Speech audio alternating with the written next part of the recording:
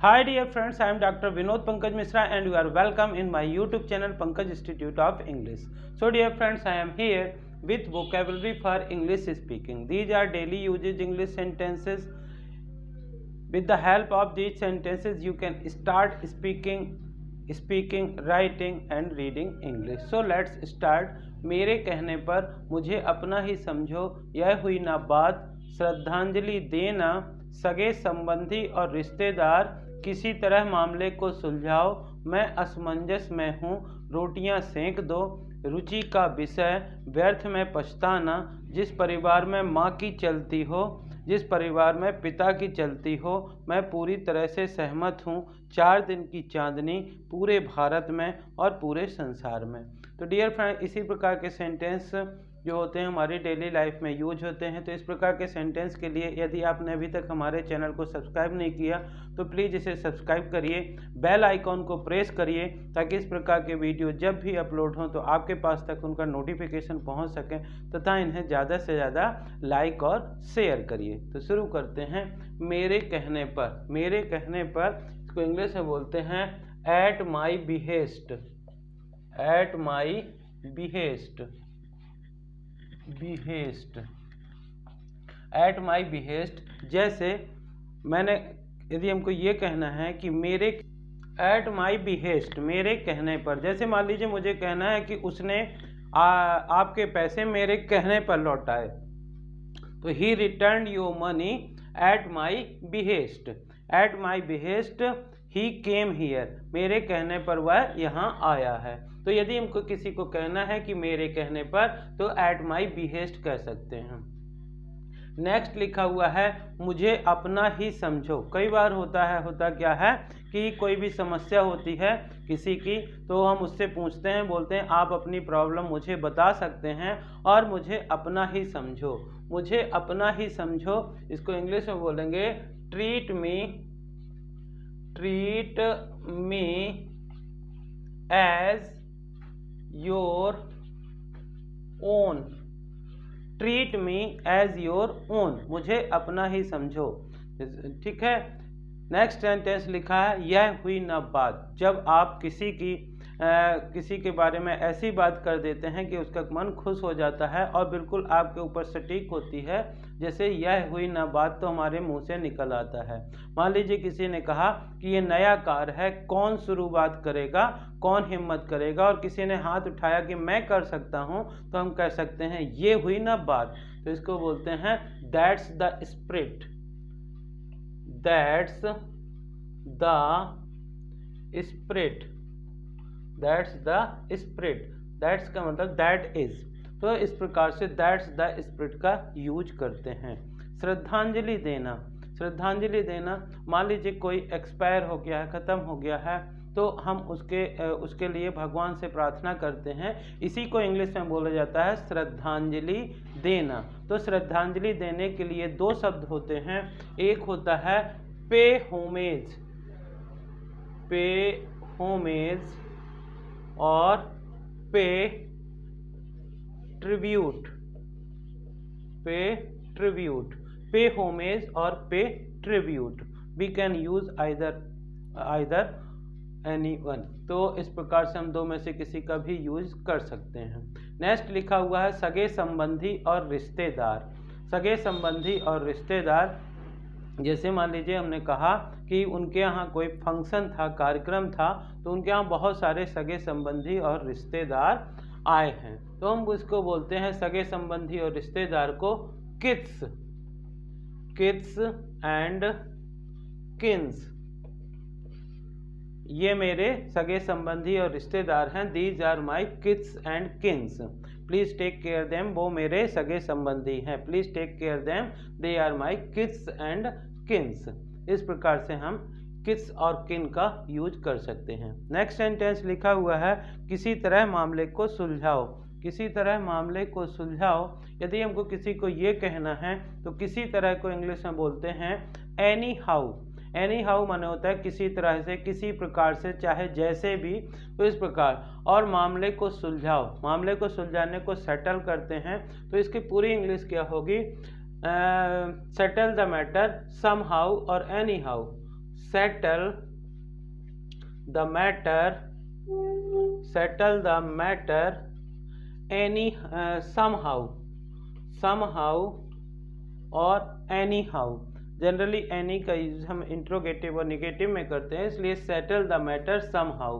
मान लीजिए कहना है कि जो लास्ट डेट थी वो निकल चुकी है और मामला गंभीर हो गया है, किसी तरह मामले को सुलझाओ। तो हम कह सकते हैं कि किसी तरह मामले को सुलझाओ, settle the matter somehow. Next sentence लिखा है मैं असमंजस में हूँ। कभी कभार दुविधा में होता है आदमी कि ये करें कि वो करें, करें या ना करें। तो जब कभी भी किसी चीज़ के प्रति ऐसा विचार आए कि करें कि ना करें, करना चाहिए कि नहीं करना चाहिए, वहाँ जाना चाहिए कि नहीं जाना चाहिए, जाने के भी कुछ काम हैं, ना जाने के भी कुछ कारण हैं, तो उसको बोलते हैं डिलेमा और फिक्स। तो मैं असमंजस में हूँ, I am in dilemma. I am in dilemma का मतलब होता है कि मैं असमंजस में हूँ। जब डिलेमा शब्द यूज किया जाता है, इसका मतलब दो चीज़ों में से चूज करना है कि क्या करना ठीक रहेगा। तो I am in dilemma, should I go और नॉट। मैं असमंजस में हूँ, वहाँ जाऊँ कि नहीं जाऊँ। नेक्स्ट सेंटेंस होता है रोटियां सेंक दो। तो रोटियां सेंक दो ये हमारे किचन से रिलेटेड संबंधित सेंटेंस है। डियर फ्रेंड्स, मैंने एक वीडियो बनाया था जिसमें लिखा हुआ था किचन से रिलेटेड वोकैबुलरी, तो उसकी लिंक जो है मैं इसके डिस्क्रिप्शन में डाल दूंगा। यदि आप बहुत सारे सेंटेंस किचन से संबंधित सीखना चाहते हैं तो आप मेरे प्लेलिस्ट में जा कर के किचन से संबंधित सेंटेंस या डे यूज आने वाले वाक्य का वीडियो देख सकते हैं। तो रोटियां सेक दो, सेकने को बोलते हैं बेक। बेक मतलब होता है सेकना। Bake the chapatis, bake the chapatis. Bake मतलब होता है सेकना। इसी प्रकार से इसी बेक से बना हुआ है बेकरी। जहाँ कहीं भी ब्रेड वगैरह बनते हैं उसको हम बेकरी बोलते हैं। तो बेक द चपातीज मतलब रोटियां सेंक दो। नेक्स्ट लिखा हुआ है रुचि का विषय। क्या होता है कि हर व्यक्ति का कोई ना कोई सब्जेक्ट ऑफ टॉपिक होता है, इंटरेस्ट ऑफ टॉपिक होता है, किसी चीज़ में इंटरेस्ट होता है। तो यदि जिसका जिस विषय में इंटरेस्ट होता है उसे उसका रुचि का विषय बोलते हैं। लेकिन यहाँ पे एक अलग फ्रेजेस यूज की जाती है, cup of tea. Cup of T मतलब मैटर ऑफ इंटरेस्ट, रुचि का विषय। जैसे मान लीजिए कि मुझे पॉलिटिक्स में बिल्कुल भी रुचि नहीं है, तो हम कह सकते हैं I am politics is not my cup of T. Politics is not my cup of T. राजनीति जो है मेरे रुचि का विषय नहीं है। नेक्स्ट लिखा हुआ है व्यर्थ में पछताना। कभी कभार क्या होता है कि जब काम को करना होता है तो हम उसके बारे में बहुत ज़्यादा सोच विचार नहीं करते हैं, लेकिन यदि वही जब काम जल्दी में उस काम को करते हैं और यदि वो काम सही नहीं होता है तो हम पछताते हैं और उस पछताने का कोई मतलब नहीं निकलता क्योंकि वो टाइम निकल चुका होता है। तो इसी को बोलते हैं व्यर्थ में पछताना। व्यर्थ में पछताने को इंग्लिश में बोलते हैं cry over spilled milk. There is no use cry over spilled milk. व्यर्थ में पछताने का कोई मतलब नहीं है। नेक्स्ट सेंटेंस बड़ा इंटरेस्टिंग सेंटेंस लिखा हुआ है। डियर फ्रेंड्स, हर फैमिली में माता और पिता होते हैं। तो किसी किसी फैमिली में पिता की चलती है, मतलब जैसा पिता कहता है वैसे ही नियम कानून उस परिवार में चलते हैं। लेकिन किसी किसी फैमिली में जो होता है वो माँ की चलती है, यानी कि माँ हेड ऑफ द फैमिली होती है। तो इसी प्रकार से तो जिस परिवार में माँ की चलती है या जिस परिवार में मदर जो होती है वो हेड ऑफ द फैमिली होती है, तो उसे हम कहते हैं मैट्रियार्की।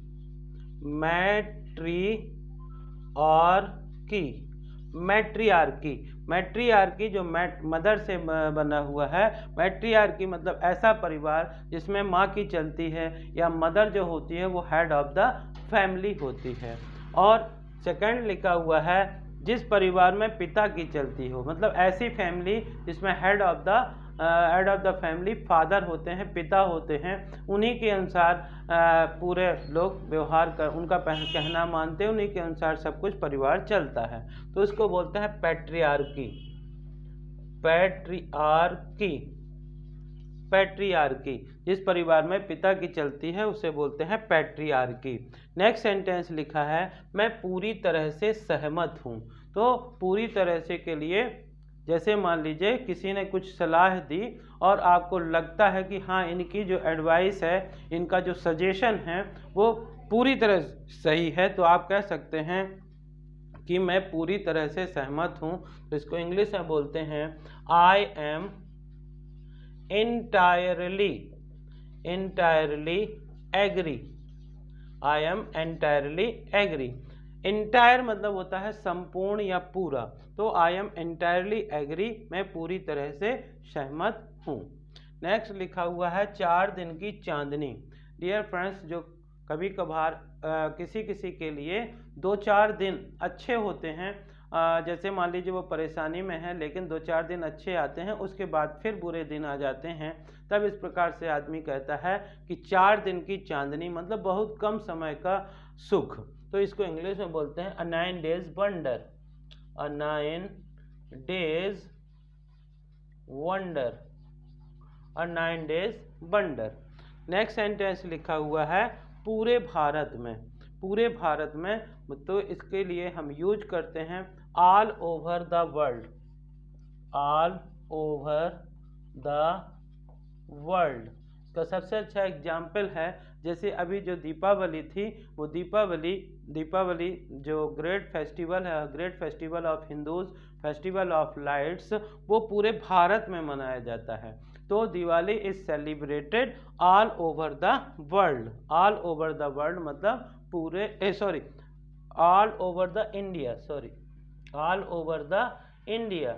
जो दीपावली है पूरे भारत में मनाई गई। Diwali is celebrated all over the India. Next लिखा हुआ है पूरे संसार में, इसको बोलेंगे ऑल ओवर द वर्ल्ड।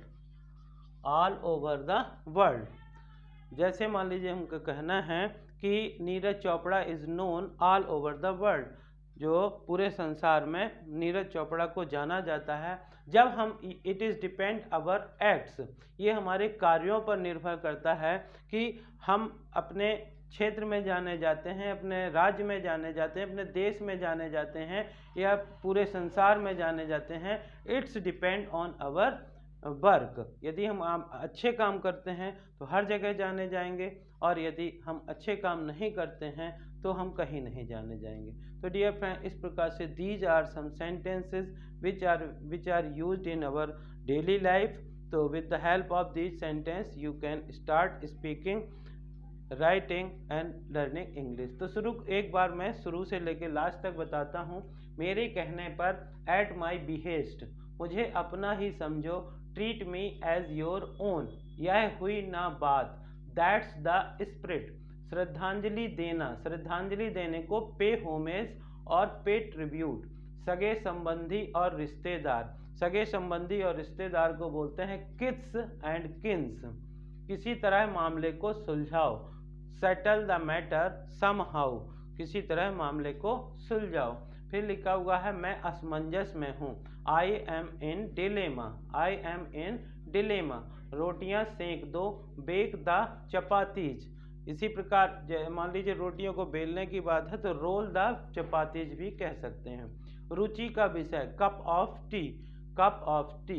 व्यर्थ में पछताना, cry over spilt milk, cry over spilt milk. इसको हम ये भी कह सकते हैं कि अब पछताए होत का जब चिड़िया चुग गई खेत। जिस परिवार में माँ की चलती है, या ऐसी family where mother is head of the family, ऐसा परिवार जिसमें माँ जो होती है वो हेड ऑफ द फैमिली होती है, उसको मैट्रियार्की बोलते हैं। और जिस परिवार में पिता की चलती है, या पिता जो होता है वो हेड ऑफ द फैमिली होता है, उसे हम पैट्रियार्की कहते हैं। मैं पूरी तरह से सहमत हूँ, I am entirely agree, I am entirely agree. मान लीजिए ये कहना है कि मैं तुमसे पूरी तरह से सहमत हूँ, तो I am entirely agree with you. फिर लिखा हुआ है 4 दिन की चांदनी, 4 दिन की चांदनी, अ 9 डेज वंडर, अ 9 डेज वंडर, पूरे भारत में, ऑल ओवर द इंडिया, और पूरे संसार में, ऑल ओवर द वर्ल्ड। तो डियर फ्रेंड, इसी प्रकार के सेंटेंस हम यूज करते हैं, और इन सेंटेंसेस का अच्छी बात यह है कि these are very interesting, these are very interesting and very easiest sentence. बहुत ही सरल सेंटेंस होते हैं जिनको केवल आप सुन करके लर्न कर सकते हैं, और सुन करके ही आप इनको सीख सकते हैं।